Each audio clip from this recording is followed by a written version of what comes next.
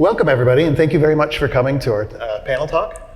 This is basically a talk for folks who are wondering, I want to contribute to Clang, I'm interested in contributing to Clang, how do I actually get started in doing that? It's a very large, daunting program to get started in. And so this is mostly a chance for us to kind of give an explanation as to good ways to get started, and then a chance for y'all to ask questions as to, what can you do, how can you help, what do we think about this, that, or the other thing. I'm Aaron Ballman. I'm Aaron Ballman. I'm the lead maintainer for Clang. This is Erich Keane. He's also our templates maintainer. Shafiq Agmour, he's been doing a lot of our bug triage, and he's been doing a lot of defect reports. And Corentin Jabot, who's been doing, he's our Lexer maintainer. So one of the things that, if you're interested in getting started in Clang, there's a whole lot of things that you can get started with, depending on what your interests are and where your comfort level is. So for example, we have a bug database. There's a lot of bugs in it. Even if you don't think I can solve these bugs, one of the super helpful things is just verifying the bug actually happens still. So you can dive in just by helping to triage issues. Additionally, we have documentation. Our documentation is not stellar, but it is a good chance for you to go, I know a little bit about this flag. I'm going to go document this flag, or this warning diagnostic, or this built-in, that sort of stuff. And then finally, there's also standards work. Obviously, we do an awful lot with standards, but that one can be a little bit more challenging to get started in, just because you now have a standardese document that you have to read, and plus a compiler that you have to understand. But the good news is we also have a lot of resources to help new contributors kind of get onboarded. So for example, I've got office hours. I run 4 times a month for 1 hour, an office hour. And you're welcome to come and just say, hey, I started on this and I don't understand where to go next. What are my next steps? How do you get help? We also have Discord, Discourse, asking questions on GitHub, conversations in hallways and conference talks, and that sort of stuff. So, with that. I'll convey my own experiences. Yes, I think I've read the bit on value initialization in the spec probably once every year or two for the last 20 years, and I still don't understand it. Me neither. Yep. But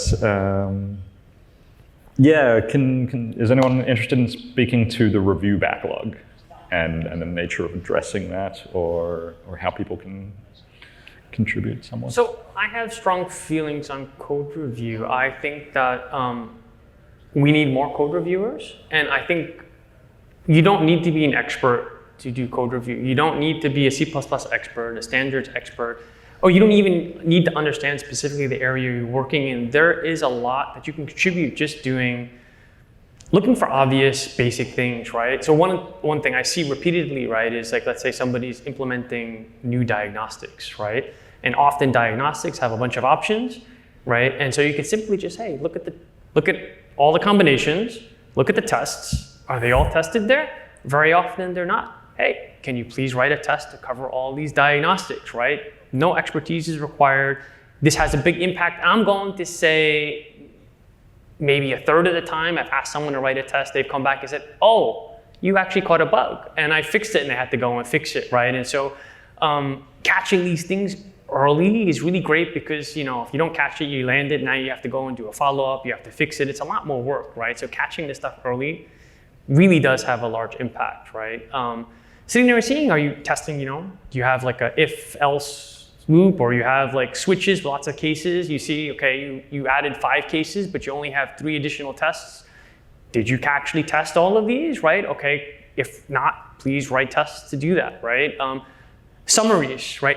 I'm gonna argue very strongly that summaries on PRs are one of the most important things, right? They prevent task switching, right? So I sit there, I really should be able to look at the summary and understand fully why you're doing it, what changes you're making, and what results I should see. And sometimes, people are experts, they sit there and they just assume, oh, this is just obvious, right? And it's not obvious to everybody, right? And so sit there and say, listen, okay, I see you've changed the algorithm, you've made a massive change here.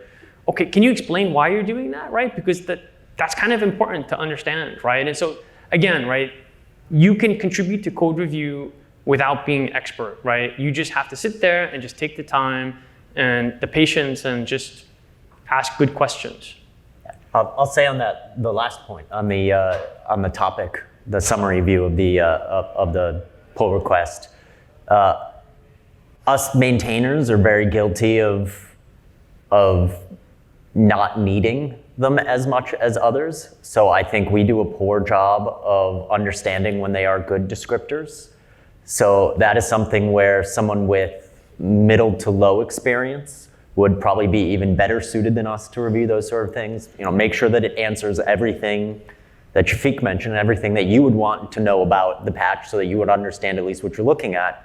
And then the handful of times I have been on top of it enough to do that, I have also found that can also bring up new test cases for you to look into and to suggest or to ask about to make sure that they're well tested. And the handful of times I've seen people actually be going ahead and doing that, by the time I can actually get to review it, the patch is kind of ready, right? The self-review amongst the non-maintainers is unbelievably effective, to the point it almost makes us irrelevant. But I want to add one more point to that. Whenever you do a code review, you should always be thinking, what tests can I add to this, right? And I have to say, right, that this really can have a big impact, right? Like I sit there, I say, I can find a new test to add, right? And 50% of the time, when I've asked somebody to add more tests, it's caught a problem, right? They've realized they didn't do something or they caught a bug. And so always think about that. What more can I test here? One thing that I would also like to add is code review isn't super formal. You don't have to go and add yourself as a reviewer. You don't have to worry like, oh, if I hit accept, are they gonna land this and it's terrible? Why are you landing it on my acceptance? Like, it's fine. You don't have to add yourself as a reviewer. You can just pop into anything that looks of interest to you and provide comments. And that's really beneficial because the more eyes we get on the patches, the less likely it is we're going to introduce bugs that we're going to have to pay to go and fix later. Yeah, one thing I would add is that it's fairly important to get review fairly quickly. So having more people doing review and be able to do review quickly is very important, because if it's your first time contributing to Clang, you did the patch, and you don't hear anything from anyone from like 3 weeks, you are never coming back. Yep. And we are losing contributors because of that, right? People do work and they don't get feedback on their work never get merged, they don't come back, right? It's a very bad experience. So we are trying to do review as fast as we can, but we need more people doing that, right? I think that's something we are trying to improve always. I think we saw in your talk yesterday that we are getting better. We're getting better, but it's the volume of changes is going up over time. And when the volume of new code is coming in, we also need to increase the volume of reviews. Yeah. And that's traditionally been a real bottleneck for the entire community, is getting the code reviewer attention. And so the more often you just step in and help out with reviews, the more it helps the community as a whole, but the more it also teaches you about parts of the compiler that are of interest. So it's a really good way to introduce yourself to what's the architecture of the compiler? How is it pieced together? What pieces and parts work together? And code reviews, even if you don't say anything, even if you're just reading the code and looking at it, that's still beneficial for you. And that will end up being beneficial for the community as a whole if you stick around. Yeah. If you did make a PR and you don't hear from anyone for like a week, feel free to go on Discord or send us a ping on GitHub, because we are going to miss things, right? Like there's like a huge volume of PR, and sometimes we miss things.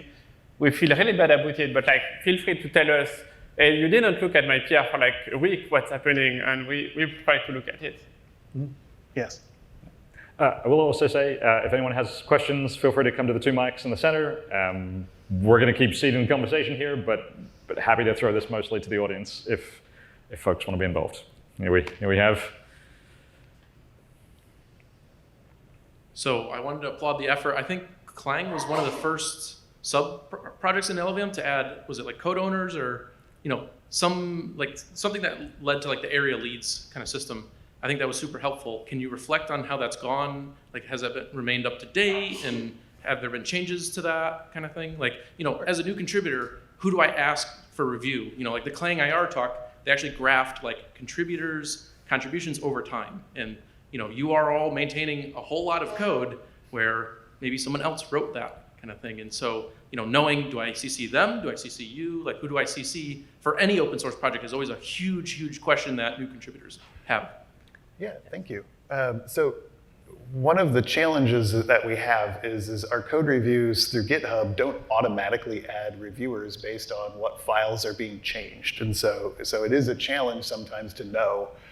We do have a code owners file, a maintainers file that's at the root directory of the Clang repo that tells you, for these areas of the compiler, you should contact these folks.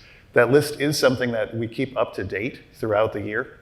We basically try to encourage people, if you want to step up and be a maintainer, if you've got the experience to do so, then great, we list you. And if you decide, I don't have the time to maintain anymore, that's fine, we just delist you. You can come and go as you would like to go. And so the maintainers file is really the first place you should look for help for these sort of things. Yeah, one thing, kind of bounce off of our last topic. If as you're looking through a review and you see that it's not getting enough attention, one of the things you can contribute with is figuring out reviewers for that person, right? A lot of the newbies don't know, new contributors don't have a good idea on that. To get back to the original question, we did start with code owners, right? Which was a little bit more formal and everybody had a single spot of ownership, which was a great improvement over what we had previously, which was a little bit Wild West. But what we found is that it was a little too much pressure on an individual basis. Each individual code owner was having to do too much and feeling responsible for too much.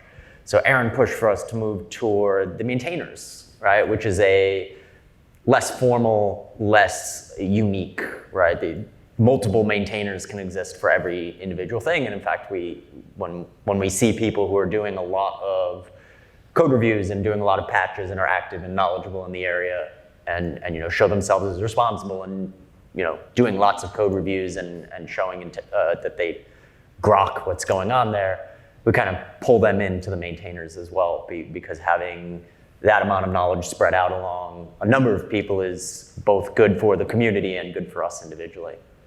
And I think what I've also tried to do is, especially on issues, right? If I know somebody's visited this area, if I find a bug report, I tag them, right? I very often tag them. So often you kind of need to lead by example, right? So in issues, right, when you triage issues, right, like one of the things I started doing with crashes, right, is like making sure stack traces were there, making sure assertions were there, looking at this as a regression, right? They added now a project for tracking regressions and stuff like that. And so sometimes you kind of need to take initiative, and when you do things and you do them repeatedly, right, then people kind of learn, oh, okay, well, this is the way to kind of be responsible, right? And so when you see people being responsible, right, you kind of know, okay, these are the people to kind of go to, right? So yeah. One thing I want to say that I think is kind of implicit that we haven't explicitly told you is you can't screw up. You can try things, and we're not going to jump down your throat if something is not correct, whether it's code or a comment on a review. As long as it's following the code of conduct and is done in good faith, we're going to work with you to try and help you through these things. And so it's perfectly fine for you to just jump into an issue and try and figure it out. If you got it wrong, somebody will notice, we'll correct it, and we move on. Yeah.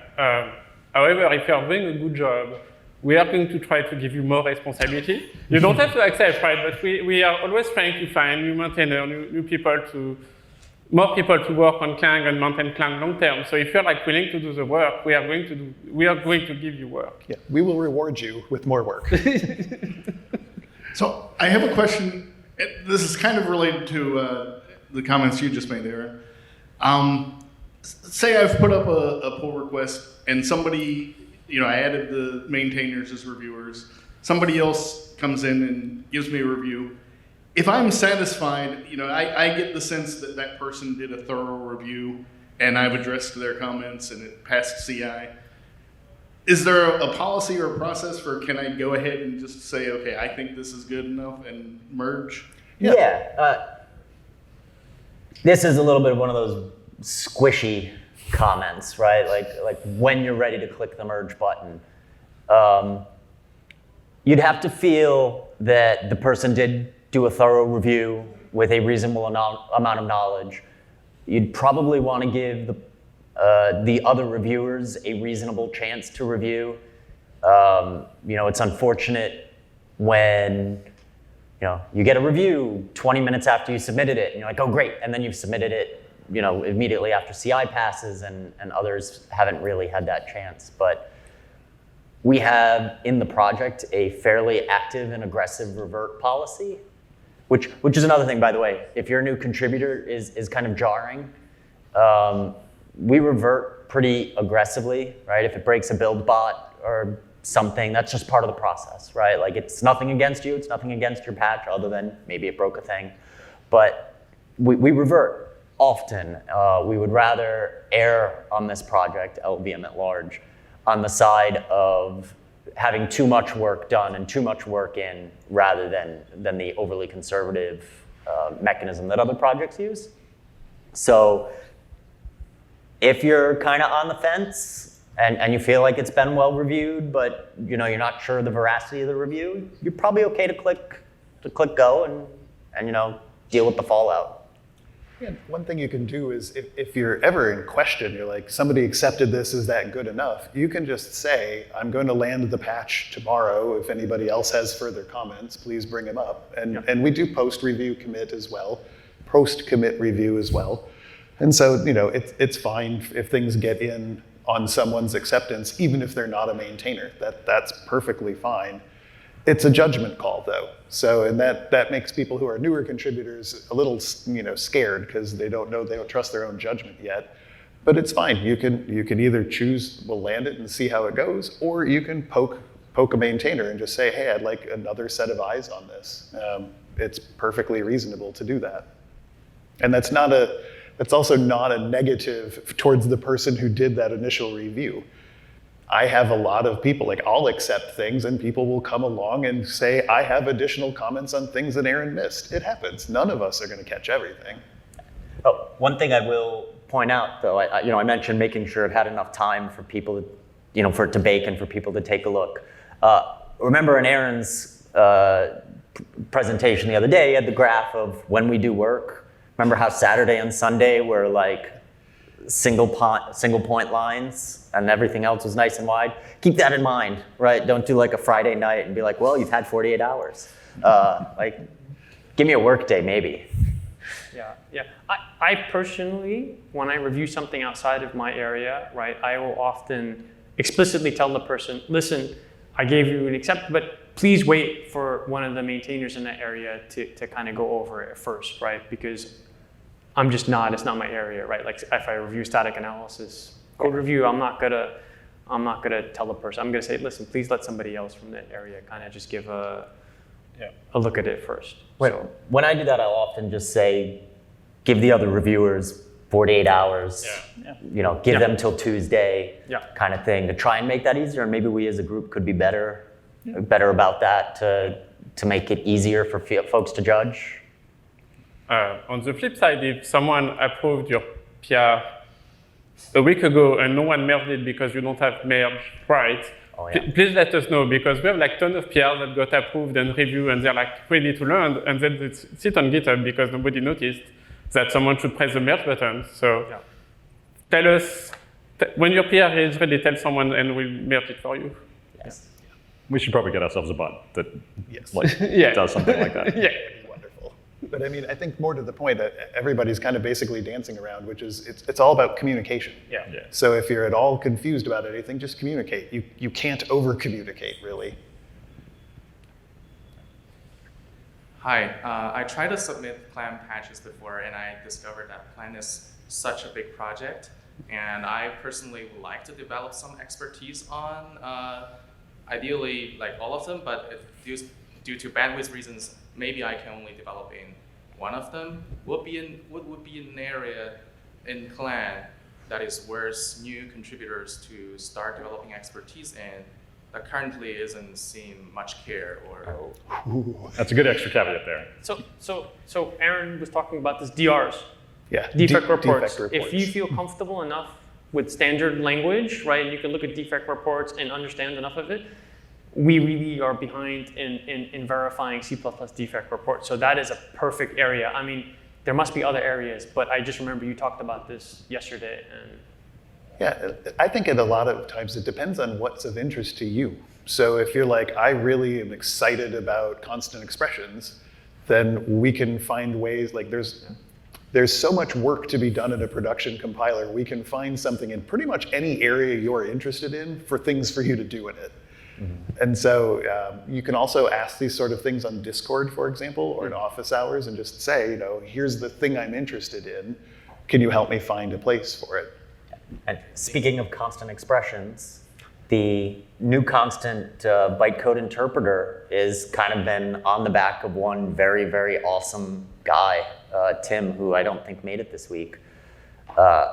He could use help, and that's an area that would, the faster we can move to the new bitcode interpreter for constexpr, particularly now that we have reflection coming, the faster our compiler is going to be, the better our user experience. That's going to be a big highlight in when that gets released. It's going to be the biggest thing that's happened to Clang in releases.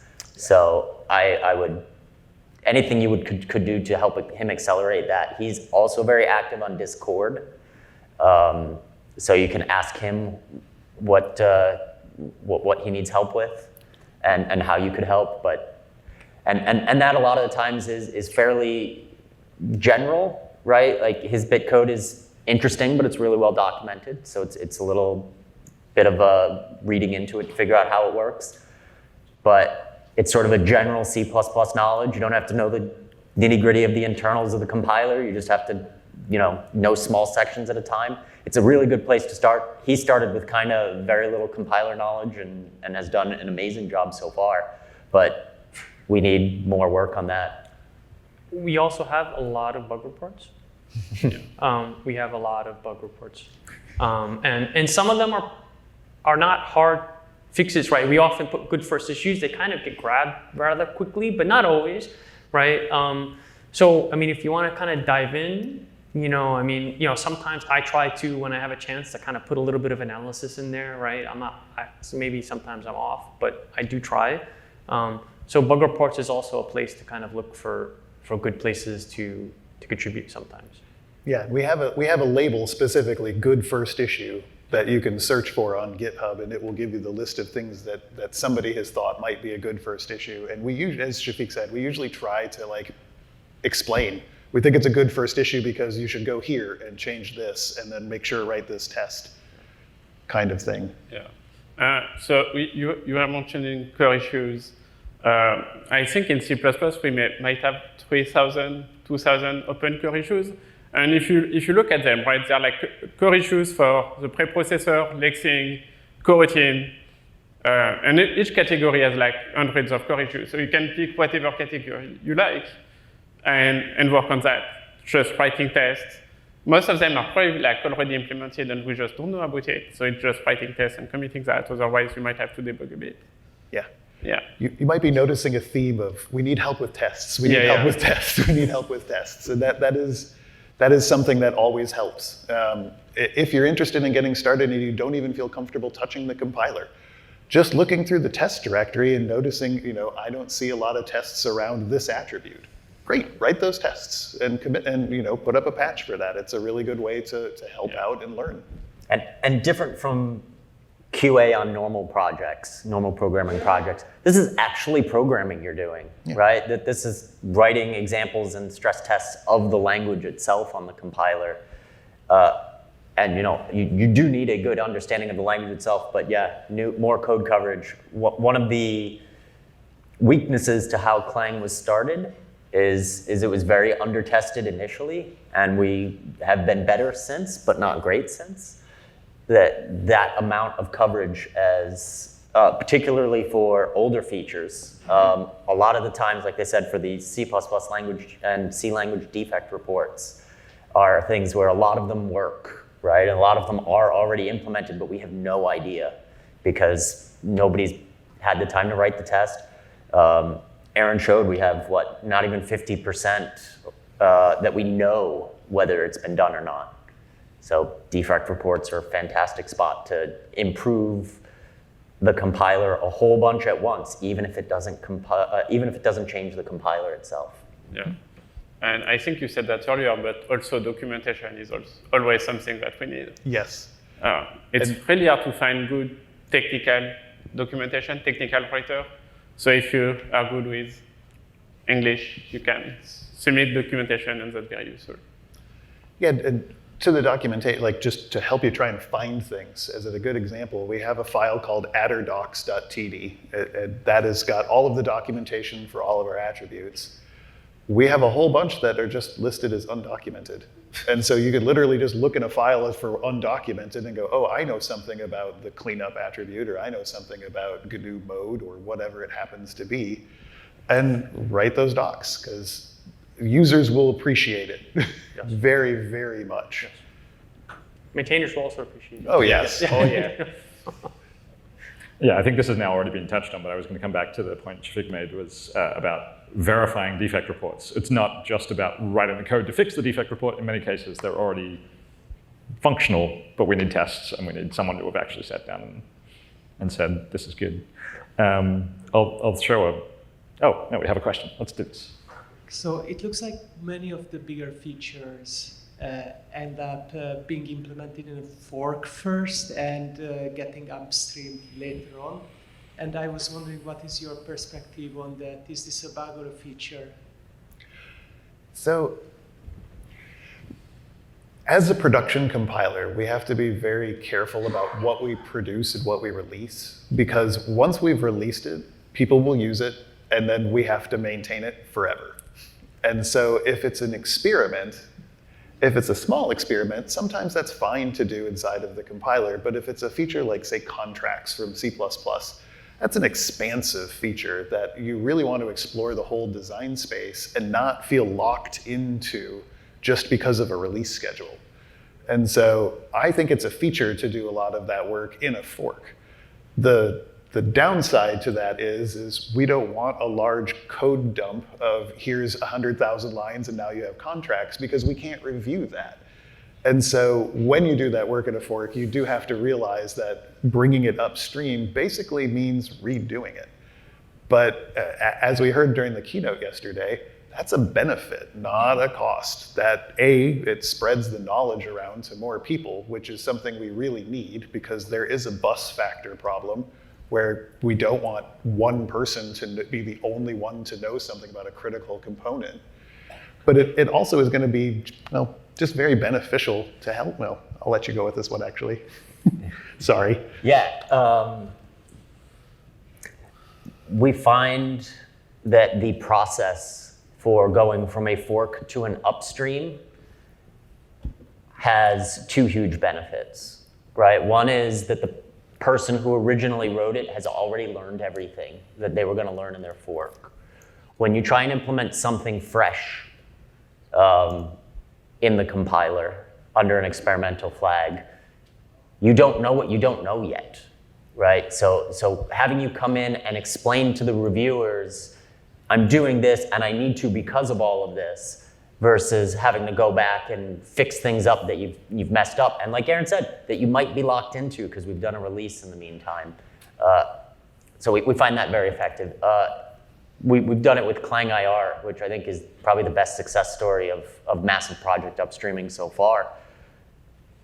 We are learning a lot about it. We are revving it, changing the implementation as it's being upstreamed, because we are learning this and seeing new perspectives. And I think we've all seen a project, right, where you get to the very end and you put a bow on it and you're ready to release it and you go, I wish I had done this different on day 2, right?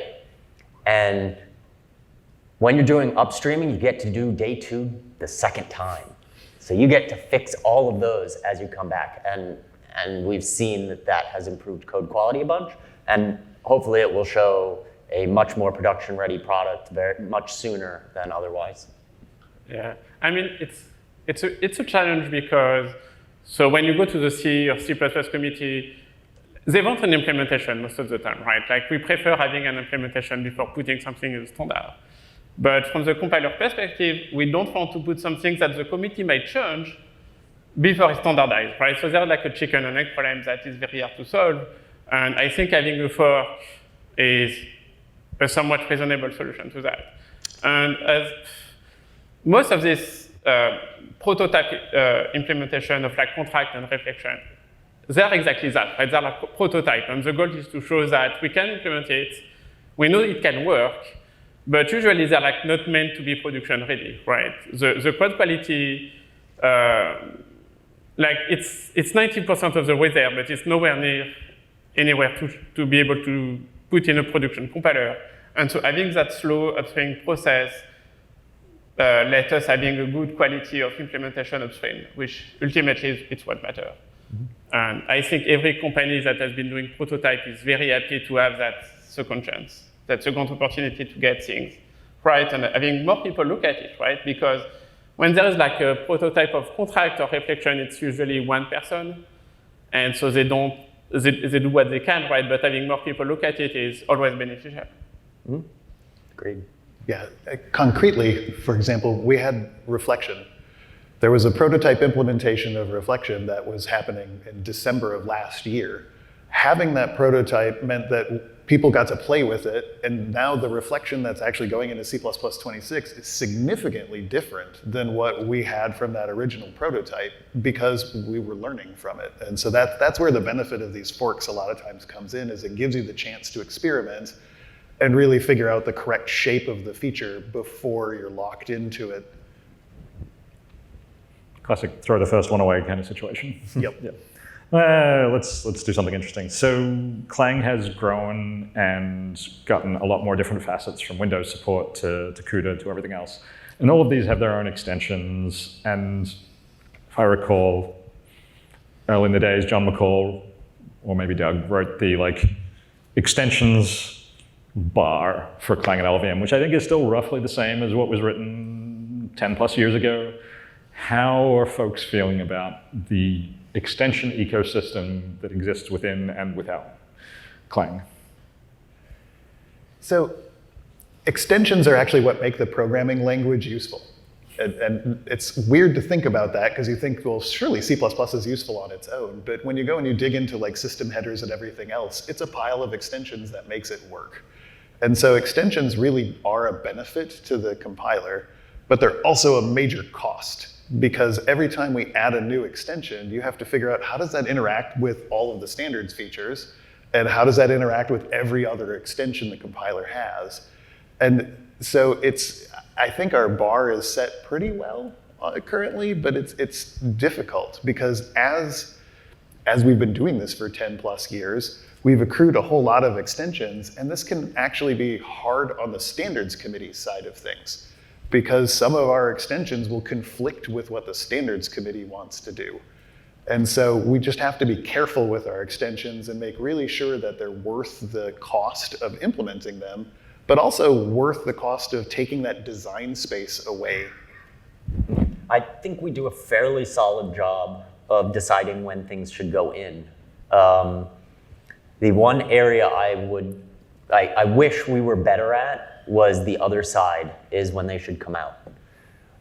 Extensions live in Clang for a very, very long time, despite never being used. I'll tell a story, because this is, we're all familiar with precompiled headers.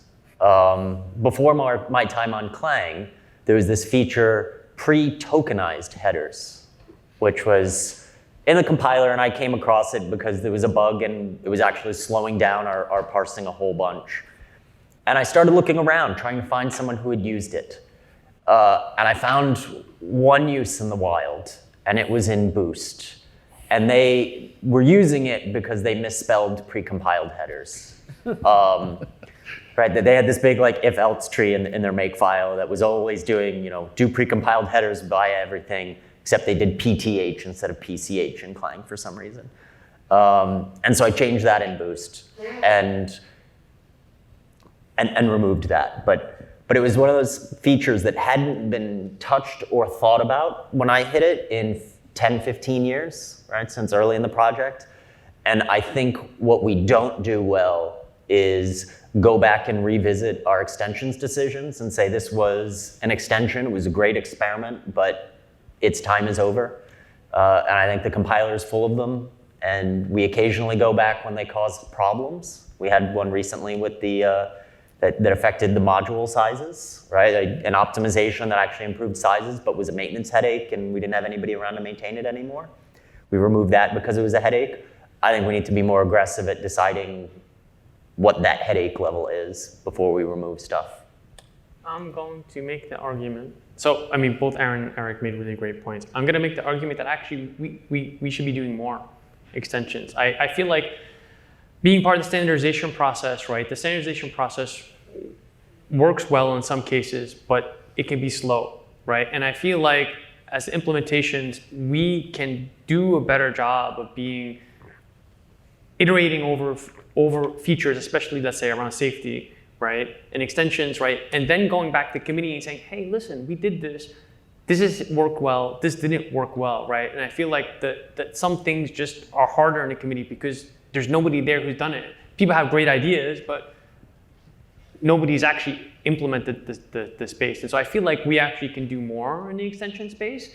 But I mean, there's a chicken and egg there, right? I mean, we need people to actually put the time into it. But I'm going to argue that actually we have more.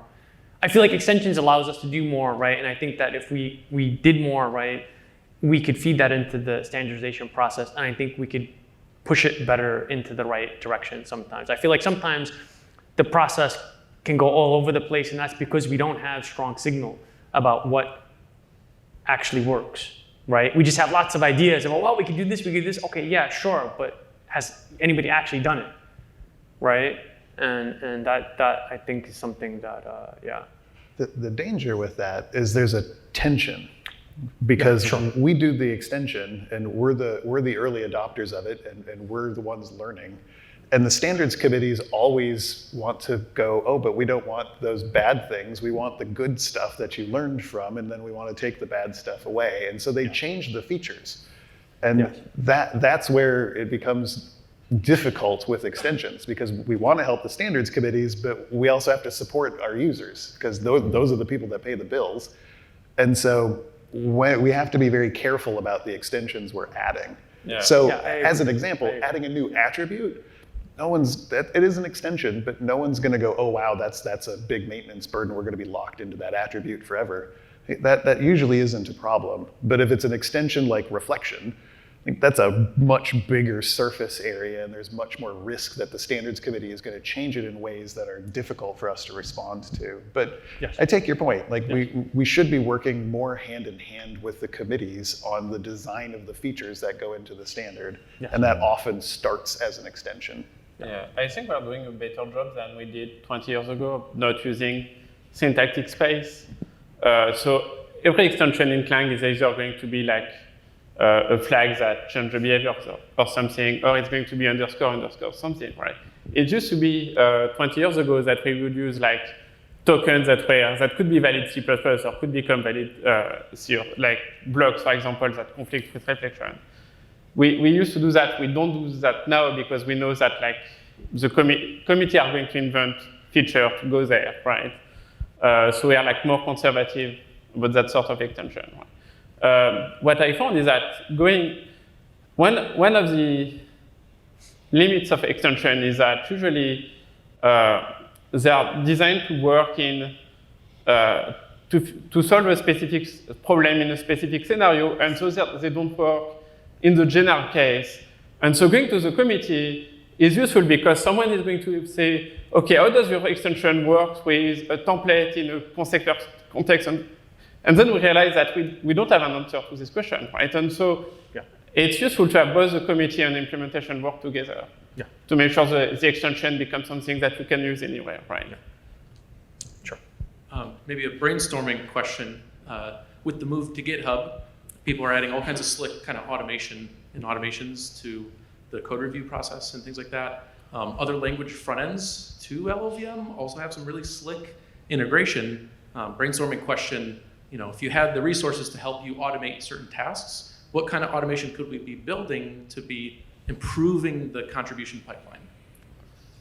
Well, that's a good question. Yeah. So one thing that would be helpful is during the code review process, there's kind of a checklist of things that we have to go through as reviewers. And a lot of that feels automatable to me, like, does this actually meet the coding standard kind of stuff? And we added Clang format to our CI pipeline to help people go, oh, this is not formatted properly. There are other things that I think we could do, like, I noticed you've added these 4 new diagnostics, but I don't see any tests that have that diagnostic text in it. Or you've added a new feature, there's no documentation for it. And so I think we could add some more of those kinds of things to really help catch stuff that us as reviewers miss continually, but are just mostly checklist kind of items. One thing that takes a lot of time, and I don't know if we could automate it, it's one is trying to do B6, and the other one is trying to do reduction. And if you have time to do that, actually, something you could also help with is doing reduction to find like the minimal test case for like a particular crash or something. If there was a way to automate a server to do reduction, for example, that would be incredibly useful.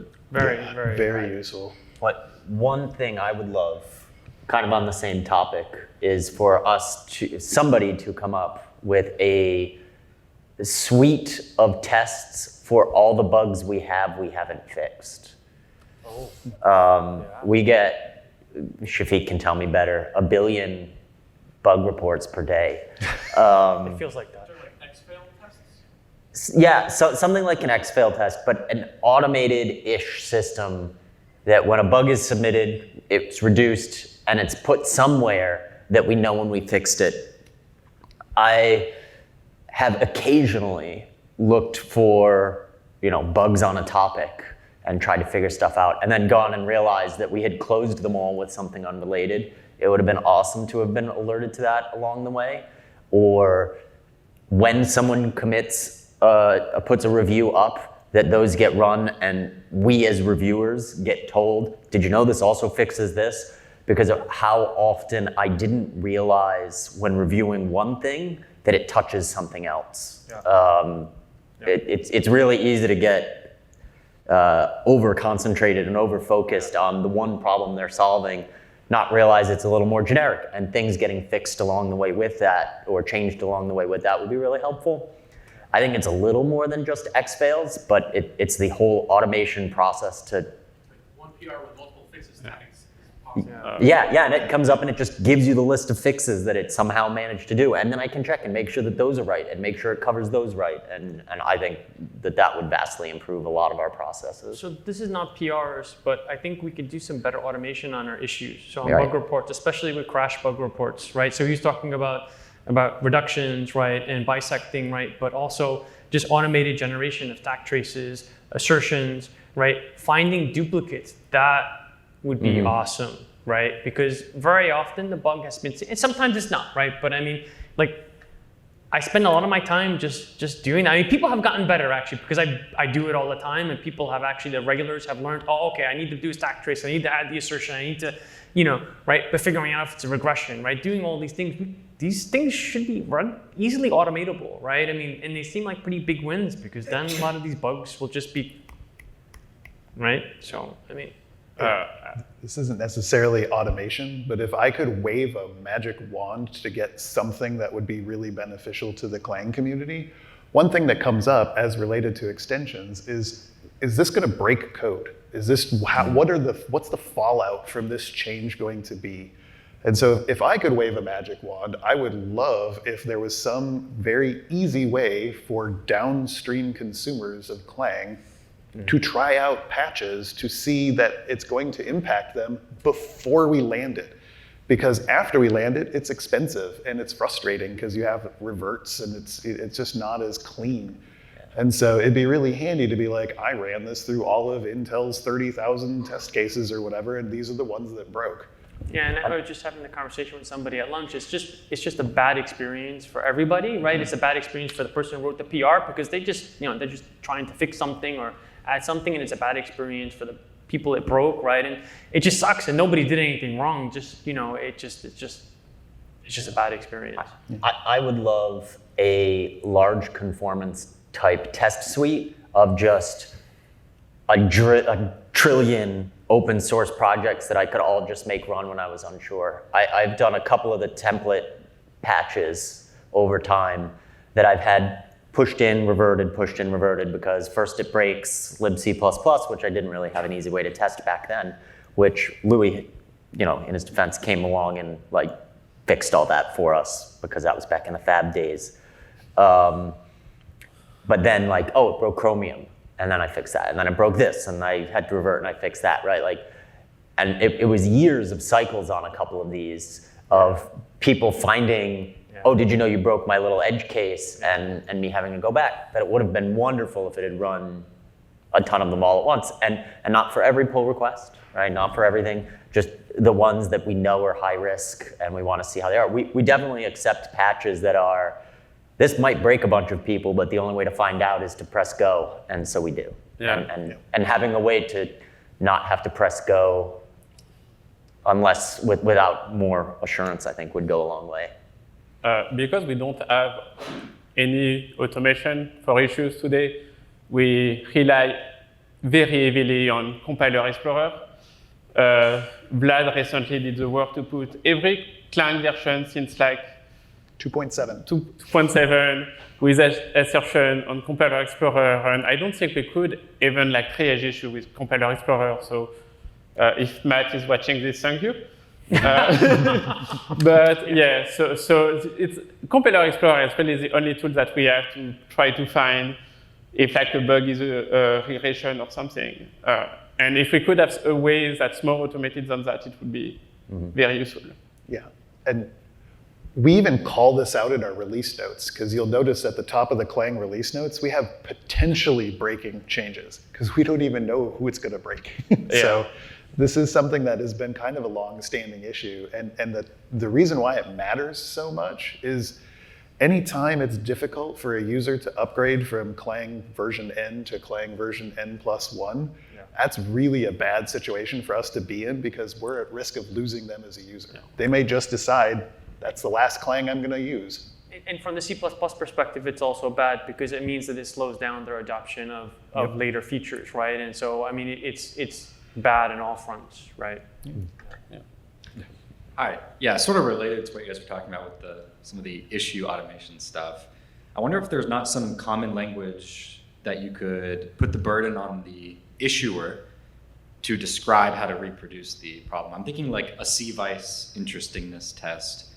Like, give me some common language, and then my bot can run your thing and put a fixes tag on it when it does solve. But I guess the balance is not pushing away people who are trying to issue bugs and too much work. But yeah, we get the expertise level of the people filing issues is all over the map. Fair enough. But and Shafiq probably has more data about this, but I feel like most of the people who interact with a compiler project are usually on the upper end of the skill level. It's usually not the lower, the recent college grads that are doing it. So we might be able to raise the bar on it a bit.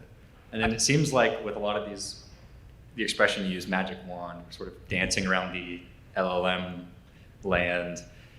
Any thoughts on having the LLM look at your tests or consider all permutations of your diagnostic rather than some rule-based approach? I think we've had bad experience so far. Fair enough, yeah. They're not, this is a very expert area, and I think our experience so far has been rather negative. Yeah, we have had issues that have been just hallucinated flags, for example.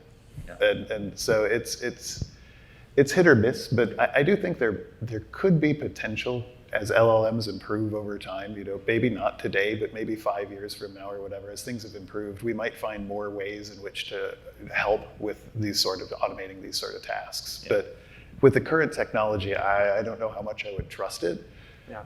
And then a lot to unpack that you guys were talking about, but with the testing or evaluating downstream users for a particular PR, this is something that like NeoVim does with nightly releases, where they auto merge every PR that passes tests, and they put it into a nightly release, and then they hash the thing, and then downstream users can choose to run their tests against these nightly latest or whatever. And then it gets reported back up somehow saying, your PR breaks, someone who uses this. Yeah, we actually are better than nightly, Yeah, I think. we're just mostly- harder to find, harder to get to them. All of our build bots run every couple of patches and have their artifacts available, but we don't do a good job of publishing it nor encouraging our users to, to play with them. And maybe that's because it's drinking from a fire hose because it's 30 a day. Probably more than that on some of the bots. But Yeah, and I mean, the usual advice is for our downstreams is to live at head. And so a lot of times we'll get notifications about breakages like a half hour, an hour after we've landed it from some company that said, we've pulled this down and this has caused these problems within our, and that's fantastic feedback for us. Yeah. But it would be I think what would worry me about auto merging stuff is you really have to trust the compiler. And if we're auto merging things that just happen to pass our test suite, we're relying super heavily on the test suite that we know is deficient in the number of tests it has. And that's what worries me. So if we had much better testing, then maybe that would be more viable. But I don't know what would qualify as better testing enough to be comfortable with that. Yeah, but it gets back to like writing tests is useful because the more tests we have, the more automation we can do. Yep. So that's also a benefit of writing tests for core issues and stuff like that. Yeah, and speaking of tests, this is just something that I think a lot of folks in the community aren't quite aware of, but we actually have multiple test suites. So we have the tests that live with Clang in the Clang test directory, but we also have LLVM test suite as a completely separate repository for tests that don't have licenses which are compatible with our own. So for example, we're not compatible with the GPL, but we have GPL'd code in LLVM test suite because we have the GCC torture test suite in there. And so if you have code where you're like, I don't think this would be appropriate, it'll take too long to run the tests and it might cause CI problems. Like if you have things like that, we actually do have other buckets you can put that test into so we still get the benefit out of it. Because we do have bots that run LLVM test suite, they just don't do it on every single patch. There is one other issue with the auto merging of patches. It is super easy to make malicious code that passes all tests. Yep. You don't want that in the compiler. Yeah.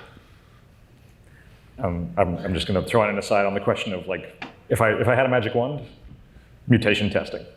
Sure. Like, I don't want to have to go and think, did you test all your code paths? A robot can do that for me. Yep. I would like a robot to do that for me. So we do have a fair number of people fuzzing the Clang front end, right? And it's been a struggle because we've had to kind of work with them and educate them about what the bar is for quality bug reports, right? And I think it has gotten actually a lot better, right? So the people who are regularly doing it, I think they kind of got, okay, this is the bar and this is what we expect. And I'm gonna be honest, they actually, like the stuff that's going on today, they actually catch a lot of recent regressions. That's awesome. So and we actually are doing a pretty decent job of fixing regressions on a timely manner. So they are useful, right? And so I mean, the problem is just we already have more bugs than we can fix. That's why I was Right. like mutation testing on the proposed patch, right? Like find me the bugs just in this patch because you're right, there's a huge legacy. Yeah. Even as less than that code coverage. Yeah, that would be the bar below that. I'm pretty sure we actually have a code coverage thing somewhere. We had Yeah. one, but it's not been updated in a while. As I And understand can it tie into the patch? Again, like getting code coverage for the whole project and all the tests is one thing, but if you can tell me that this patch doesn't cover its own code, Yep. Exactly. Like- That'd be amazing. Yeah, that would be super. Covers itself, makes sure it improves code coverage, all of those heuristics that we all used in the late 2000s when code coverage was a huge thing. I'd love to have that. For users watching on this recording on YouTube in the future, what video would you recommend they watch next to learn more about this topic? I love Kaleidoscope as a tutorial. Where else can we? What do you have videos that you recommend, or a talk someone's given about the architecture of Clang, or how to get started? Something you'd recommend. I'm not aware of a video, but our internal reference, and this goes back to documentation, We have our internals reference documentation, where anytime someone has acquired a certain level of knowledge of a section of our internals, we kind of try and convince them to write us some documentation. Sorry, I forgot your name in the yellow. Earlier you asked a question where you could help. Learn a spot of the compiler that is not listed in the internals reference and write me one.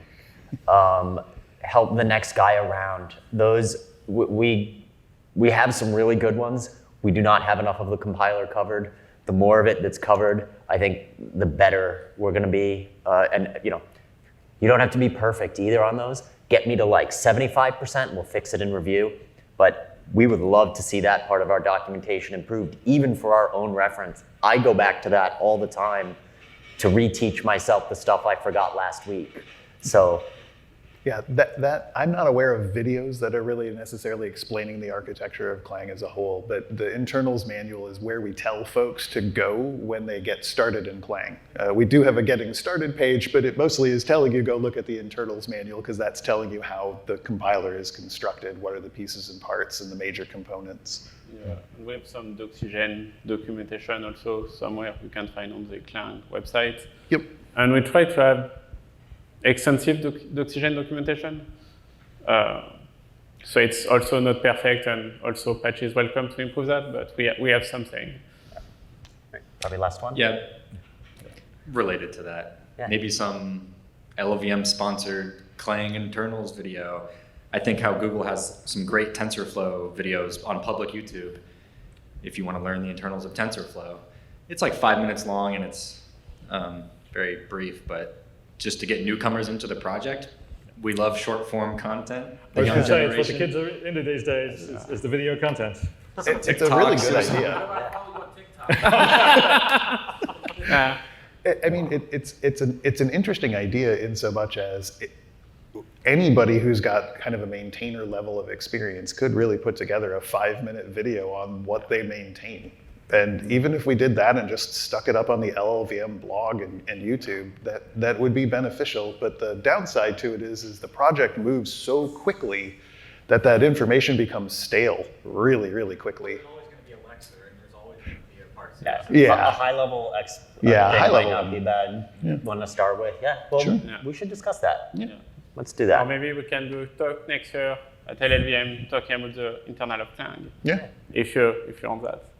Speaking of videos, I actually watched one of those Anastasia's past videos in LLVM dev meeting. It was from a couple of years ago, but I think the information is still more or less relevant, although not up to date maybe.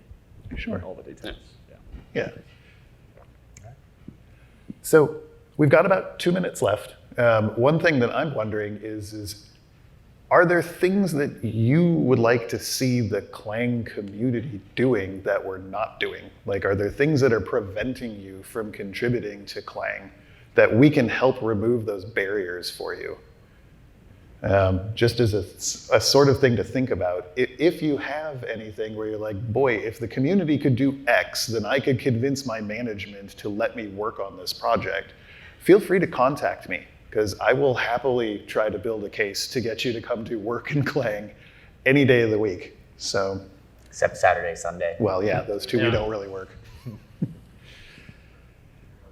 All right. Well, thank you, everybody.